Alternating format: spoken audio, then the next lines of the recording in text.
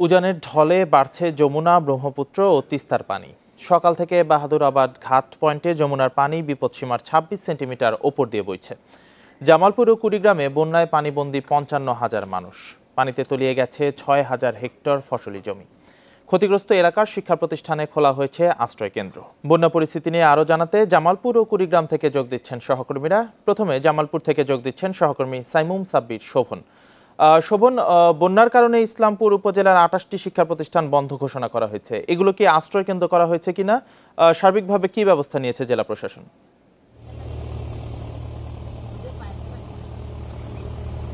আসলে দেখুন, যমুনা নদীর পানি কিন্তু গত ১২ ঘন্টায় আসলে ৪ সেন্টিমিটার কমে বিপদসীমার ২৬ সেন্টিমিটার উপর দিয়ে প্রবাহিত হয় সকাল ৬টায়। তো এই ৩ ঘন্টায় এখন প্রায় ৯:৩০ মতো। তো ৯টার যে সর্বশেষ হিসাব আছে সেখানে যমুনা নদীর পানি আরও ২ সেন্টিমিটার কমেছে। এখন বিপদসীমার ২৪ সেন্টিমিটার উপর দিয়ে প্রবাহিত হচ্ছে। পানি উন্নয়ন বোর্ড যেটি বলছে যে যমুনা নদীর পানি এভাবেই কমতে থাকবে। তো আর কি আগামী ২ দিনের মধ্যে যমুনা নদীর পানি একদম বিপদসীমার নিচে চলে যেতে পারে। আর ইসলামপুরে যে ২৮টি শিক্ষা প্রতিষ্ঠান বন্ধ রয়েছে বন্যার পানি প্রবেশ করায়, সেগুলোকে আশ্রয়ণ কেন্দ্র, সে সবগুলোর মধ্যে মাত্র একটিতে আশ্রয়ণ কেন্দ্র করা হচ্ছে। সেখানে প্রায় ১৫টি পরিবার আশ্রয় নিয়েছে। আর দেওয়ানগঞ্জ রেলওয়ে স্টেশনের পাশে দেওয়ানগঞ্জ রেলওয়ে সরকারি প্রাথমিক বিদ্যালয়ে ৯০টি পরিবার আশ্রয় নিয়েছে।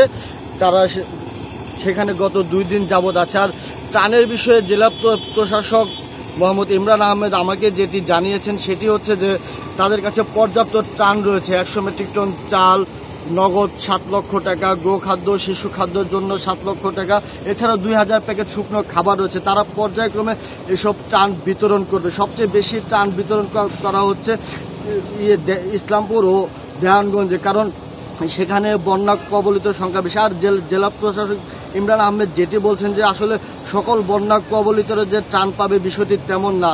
যারা ত্রাণের আওতায় পড়ে শুধুমাত্র তারাই ত্রাণ পাবে। আর একটি বিষয় হচ্ছে যে এই বন্যার জন্য কিন্তু জামালপুরের নতুন করে আরও ৯০০ হেক্টর জমির রোপা আমন ধান বন্যার পানিতে তলিয়ে গেছে। এখন সর্বমোট প্রায় ২২০০ হেক্টর জমির রোপা আমন ধান নিমজ্জিত রয়েছে। মূলত জামালপুর থেকে এই ছিল সার্বিক তথ্য। শোভন, আপনি আমাদের সাথেই থাকুন। আরো জানাতে কুড়িগ্রাম থেকে যোগ দিচ্ছেন সহকর্মী আব্দুল খালেক। খালেক, গত কয়েকদিন ধরে তিস্তায় ভাঙন চলছে, ভাঙনে কি পরিমাণ ক্ষয়ক্ষতি হয়েছে? ভাঙনের বিষয়টি জানানোর আগে আপনাকে জানিয়ে রাখি যে এখন ধরলা, তিস্তা, ব্রহ্মপুত্র এবং দুধকুমার ৪টি নদ নদীর পানি কিন্তু কমে যাচ্ছে এবং এখন বিপদসীমার নিচে কিন্তু সবগুলো রয়েছে। তবে ব্রহ্মপুত্রের পানি বিপদসীমার সামান্য নিচ দিয়ে প্রবাহিত হচ্ছে এবং গত ৪৮ ঘন্টা ধরে প্রায় একই রকম একটা পরিস্থিতি আমরা দেখতে পাচ্ছি। পানি খুব ধীর গতিতে কমছে। ফলে এই এলাকার যে বিস্তীর্ণ চরাঞ্চল রয়েছে, প্রায় ১০০-র মতো চর আছে ব্রহ্মপুত্র অববাহিকা, সেই চরগুলোর নিচু এলাকা এখনো নিমজ্জিত রয়েছে এবং ২০,০০০ মানুষ এখনো পানিবন্দী রয়েছে। পাশাপাশি ৭,০০০ হেক্টর জমির ফসল কিন্তু এখনো নিমজ্জিত রয়েছে।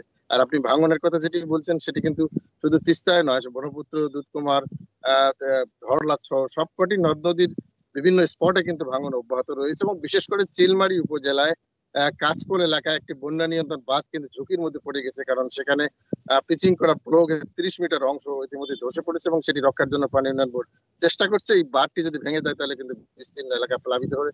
পাশাপাশি চিলমারি এলাকার বিভিন্ন যে চর রয়েছে, বেশ কয়েকটি চর, শাখাহাতি সহ কয়েকটি চরে বেশ কিছু মানুষ গৃহহীন হয়েছে। গত ৭ দিনে অন্তত শতাধিক পরিবার এখানে গৃহহীন হয়েছে। পাশাপাশি তিস্তার রাজারহাট, অলিপুর এবং চিলমারির বিভিন্ন পয়েন্টে এখন ভাঙন অব্যাহত রয়েছে এবং সেই ভাঙনের মধ্যে কয়েকদিন আগে যে স্পারটি ভেঙে যায় কিছু অংশ বিশেষ, সেই স্পার ভেঙে যাওয়ার উজানে এবং ভাটিতে ভাঙন প্রবণতা বৃদ্ধি পেয়েছে এবং ভাঙন কবলিত মানুষগুলো আশ্রয় নেয়ার জন্য বিভিন্ন রাস্তা এবং উঁচু এলাকায় আশ্রয় নিয়েছে।